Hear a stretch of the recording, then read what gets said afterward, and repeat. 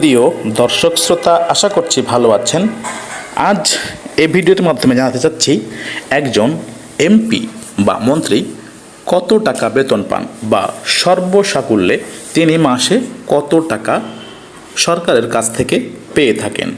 ভিডিওটি মনোযোগ সহকারে দেখবেন, আপনার অনেক প্রশ্নের উত্তর পেয়ে যাবেন এবং চ্যানেলটিকে সাবস্ক্রাইব করবেন। নতুন সংসদ গঠনের সঙ্গে সঙ্গে জানানো হলো বাংলাদেশ সংসদ সদস্যদের বা এমপিদের বেতন ও সুবিধা কেমন।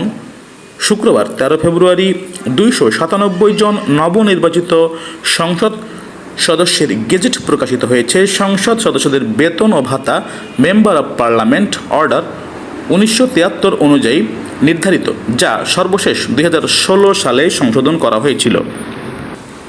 নিয়ম অনুযায়ী মূল বেতন 55,000 টাকা, নির্বাচনী এলাকা পরিচালনা ভাতা 12,500 টাকা, আপ্যায়ন ভাতা 500 টাকা, পরিবহন ভাতা 70,000 টাকা। এর মধ্যে রয়েছে জ্বালানি, গাড়ি রক্ষণাবেক্ষণ ও চালকের বেতন সহ। অফিস খরচ ভাতা 15,000 টাকা, লন্ড্রি ভাতা 1500 টাকা, বিবিধ খরচ 6,000 টাকা। সাংসদদের জন্য আরও রয়েছে বিশেষ সুবিধা: গাড়ি, জিপ বা মাইক্রোবাস শুল্ক, ভ্যাট ও করমুক্তভাবে আমদানির সুযোগ। দায়িত্বকাল শেষ হলে আবার নতুন গাড়ি নেওয়া যায়।